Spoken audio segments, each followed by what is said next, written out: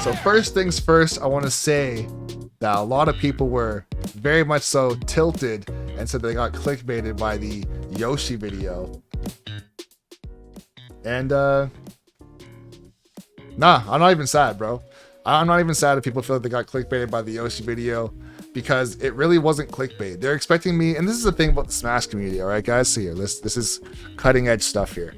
The Smash community, for whatever reason, when I saw that video, or the ones that did see that video, they wanted me to shit on this character and say this character is actually horrible based on frame data or based on kill power or disadvantage or anything like that. But no, nothing but positivity on this channel.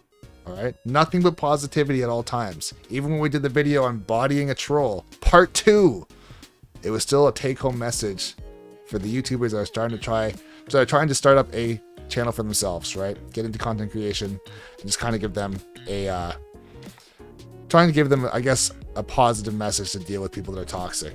But with that being said, let's get into this, guys. We're going to get into me being the wholesome and uplifting person that I am. Why you suck at fighting Zelda. The reason why you suck at fighting Zelda is because Zelda's not a zoning character. She's not a hit and run character. She's not super fast. It's not broken frame data. It's none of those things. The reason why you suck at fighting this character is because he's a very unique type of character, and there aren't very many types of characters that are like this in Smash. She is a trap character, and a lot of people don't recognize what a trap character is. A trap character is not somebody like Snake. A trap character is not somebody like Pac-Man. A trap character is someone who has very, very slowly developing tools, such as Phantom, that frees you into making a decision. Number one. But along with that being part of her kit, the opposite part of her kit is she has very, very good out of shield tools, such as up B or Nair, right? Or even just get off me tools in general with her neutral B. So this is a character that punishes you excruciatingly hard. She punishes you excruciatingly hard if you try to mash on her. You cannot mash on Zelda. If you mash on Zelda, you will die. If you jump on her shield, you will die. If you try and combo her too much, you will die. If you try and jump off stage and edgeguard her, you will die. There's no point in trying to do these things. So how do you fight Zelda instead? That's the question. How do you fight Zelda instead? What do you do? Not that you can only mash. But here's the thing. Zelda is outrageously slow. Zelda is incredibly slow. Okay? So if she has to approach you, or if she has to jump on your shield, or she has to try and combo you, she can't do those things. Not well, at least. Right? So what you need to do is play patiently. Since she has to commit super hard to her attacks, they start off fast, but they last forever.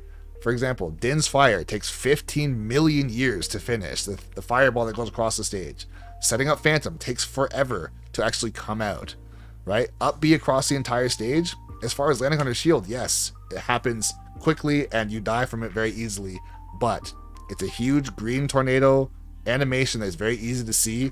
It travels across the stage, and then there's another huge green explosion tornado thing on the other side of the stage. So you can clearly see it happening if you just wait.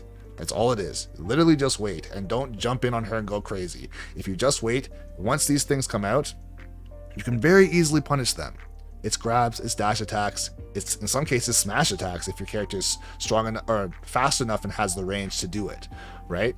So where a lot of players fail is thinking that, oh, this character is so slow, I'm going to just out frame data them. I'm going to outspeed them. I'm going to out combo them. But she has iframes on her neutral B.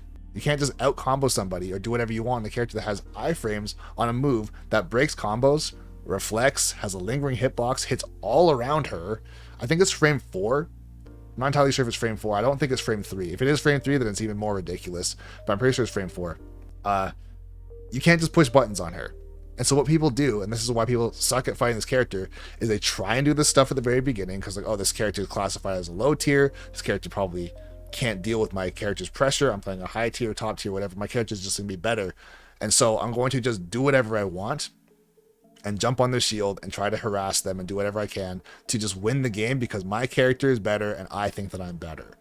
So you try and do those things and it does not work. This character is not fast, but they are quick. As far as the neutral B, the up B out of shield, nair, forward tilt, dash attack having multi-hits as well, F smash, all of her attacks, not only are they're quick attacks, but they're incredibly strong. Up air, insanely strong. Lightning kick, if she gets the strong hit, insanely strong. One of the strongest, I think, forward airs and back airs in the entire game if you get the sweet spot of that move. Ridiculously strong.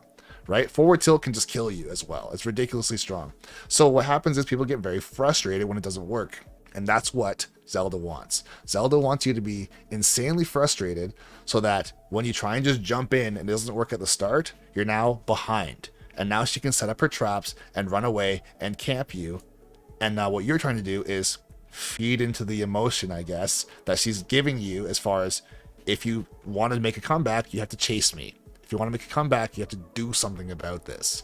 That's exactly what she wants you to do. When realistically, if you just take your time and shoot your fireballs or your T-jolts or your lasers or space safely with a sword or stand there and do nothing, one of the best things you could do against Zelda is just stand there. It sounds hilarious because it's like, okay, she's just going to run up and do something. But it's like, you can just move. She's so slow. She is so slow. You can just move out of the way. You can literally dash out of the way, turn around, forward tilt, dash out of the way, turn around, side B, dash out of the way, turn around, pivot grab, dash grab, tether grab, whatever you want. And she has such short range, right? She's slow in the air. She's not a fast running character on the ground, right? She's fairly tall. She's considered a glass cannon, so she's fairly light, right? So if you couple all those things and you're saying, okay, well, why is she so good online?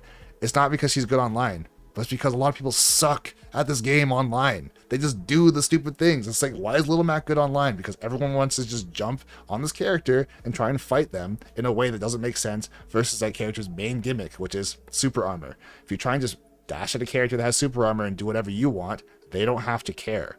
They say, oh, I can't react and input delay and online and Nintendo and Sakurai and all these things. And really, it's just, you don't have to do this to this character. How do you fight Little Mac for real? Outspace him, go on platforms, shoot at him, get him off stage, gimp him.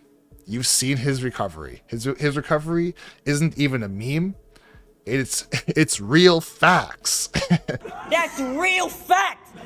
It's actual facts that his recovery is so atrociously horrible that you don't have to try and fight him in neutral multiple times and have crazy interactions where you're going to impose your will on a character that can straight up just kill you and not have to care about your attacks. His forward tilt, his down tilt, his F smash, his side B, his KO punch. It's like, bruh, don't fight this character on the ground. Don't fight this character on FD. And for the love of God, don't just jump at him. Don't just jump at him. Dash back forward tilt, you're dead. Dash back side B, you're dead. Like, bruh, it's so bad. The amount of people that just fall for this stuff. He's definitely not a trap character. I'm just saying as far as another gimmick. The gimmick that Zelda has isn't as obvious because it's an archetype. It's not a game mechanic like it is for Little Mac. But for Little Mac, it's like, okay, he clearly has a super armor and that's his gimmick. And everybody knows that that's his gimmick. And people still just do shit against him and it doesn't work. But for Zelda, her gimmick, like I said, is her being a trap character. The fact that she, like I said, she can't chase. She can't chase you at all. She wants you to be super aggressive because that's one of her best strong suits is try and be aggressive against me because it's not going to work. If you try and two-frame this character, and I actually lost a tournament because of this before, feels bad moment. If you try and two-frame her, let's say you're charging a down smash at the ledge, she can come up past the ledge with her up B and just hit you and potentially kill you because that shit's crazy strong. And if you're at like 130, you'll go across the entire stage and just explode. So that sucks. But that's the thing. So you can't two-frame this character. You can't edge guard this character. You can't jump on their shield, right? These are all things where it's like, oh, I feel like I'm in advantage. I'm just gonna try and sneak in a cheeky kill or a cheeky edge guard or something just quick to just see if I can do it. Against a bad player who's playing Zelda, sure, you might be able to do it. They might not know about holding down with their up B to come past the ledge for their up B to hit you when you're trying to two-frame them. So you might actually get that two-frame, but a good player, they're just gonna clap you for trying to do shit like that. Ultimately, I guess the take-home message would be When you're fighting a character whose main strength is to have you be aggressive, which seems weird, all you have to do is slow down. Just slow down and fight them at your pace, right? At your own pace. Like, that's one of the things about fighting Zelda is you genuinely do get to dictate the pace of the match, but don't dictate it in a way where you think, oh, I'm playing Captain Falcon, I'm just gonna run at you and go crazy. So that's not gonna work. It's really not gonna work. Because even if you throw out Raptor Boost and she does Neutral B or whatever it's called, she's gonna win in that interaction every single time. She's gonna win in that interaction every single time. If you happen to get a whiff punish with a grab and you can turn it into something, that's different. I'm not saying you should play so passively that you can't do anything. If they make a mistake, then of course try and capitalize on it. But if she's gonna sit on the other side of the stage and wait for you to do stuff, and then you just fall into the trap, then bruh, like you're stupid. I'm sorry. I'm not sorry.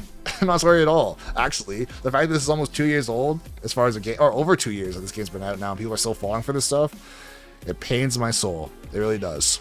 So now that we've talked about Zelda, what I need you guys to do is we're going to do bonus question. Okay? Bonus question. Anybody in the chat, if you have a question about anything, it doesn't have to be about Zelda. It doesn't have to be about Smash, so not going to be a question about like just random shit. Talents versus hard work.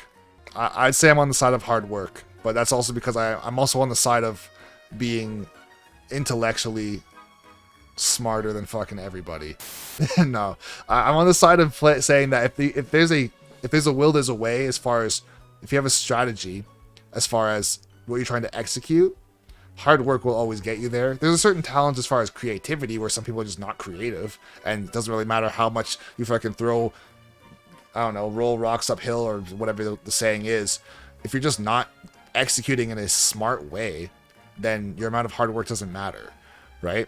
But I guess there's a certain talent to that as far as having a talent and coming up with a strategy without being told what to do. There's a talent in having a strategy as far as marketing or business sense or creativity or storytelling. Like, that's a talent to an extent, but that is nothing without hard work. 'Cause let's say if I'm really good at telling stories, or I'm a very good public speaker, for example, but I never go out and do it, then it goes hand in hand. You have to have both.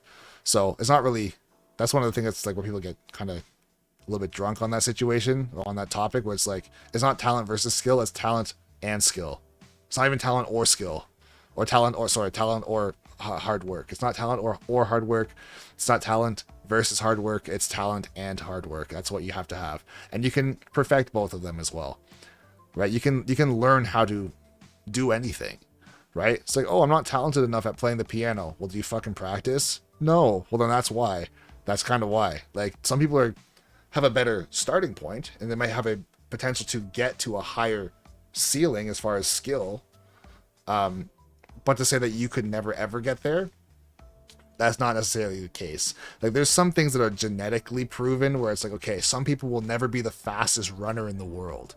Like, that's one of those things where it's like, okay, you will never get to that point in your entire life ever, or you will never be able to dunk, or you'll never be able to bench 500 pounds, or you'll never be able to, I don't know, just do something that's like more of a genetic performance-based thing. But to say, oh, some people are talented YouTubers and they're the only ones that are going to get to 1 million subs, and it doesn't matter how hard you work, you will never get there. It's like, that's not true. Literally anybody can do it, but most people just won't.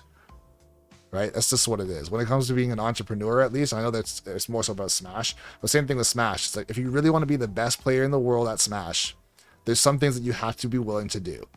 Number one, play the best character. Don't be an idiot, basically. Play the best character. Number one. Number two, practice every fucking day.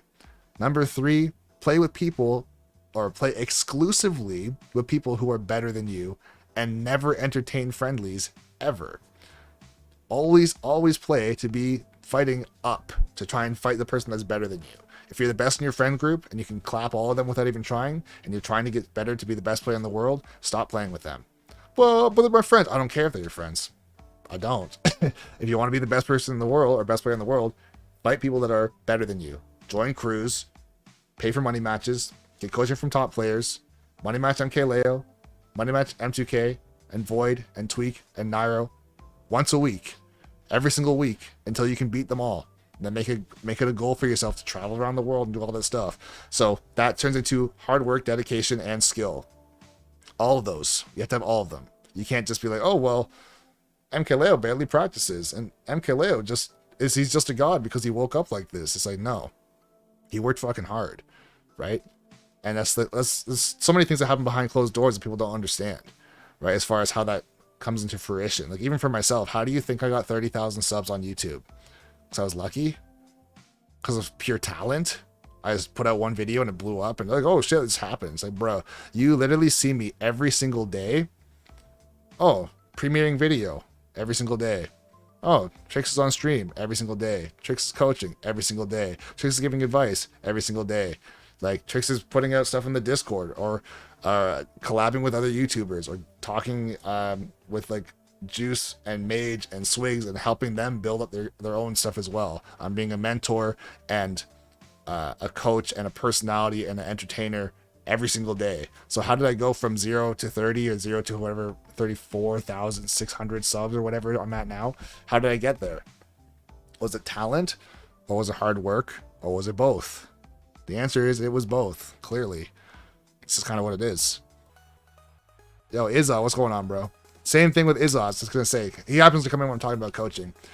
You should not be selling yourself short at all when you're if you want to be a coach, right? If you have the skills to actually coach somebody at the level that you think you can, and you have the supply, which is yourself and your ability, and you have the demand as well, then by all means, charge what you think you're worth. Is this what it is? But no, that's the biggest thing that happened to me starting out with coaching on the channel. Like, the amount of people, I used to coach for 20 bucks an hour, which I guess from a standpoint of a minimum wage job, that's a lot of money, I guess. But realistically, the amount of people that would leave comments on my ads being like, bro, you should coach for $5, or you should be coaching for free, or what right do you have to charge this much money for what? Bruh, like, why? If you don't want coaching, don't get it. It's just what it is. Don't get it. Don't devalue somebody's efforts, skills, and specialized talent on something that you want because you think that it's too expensive.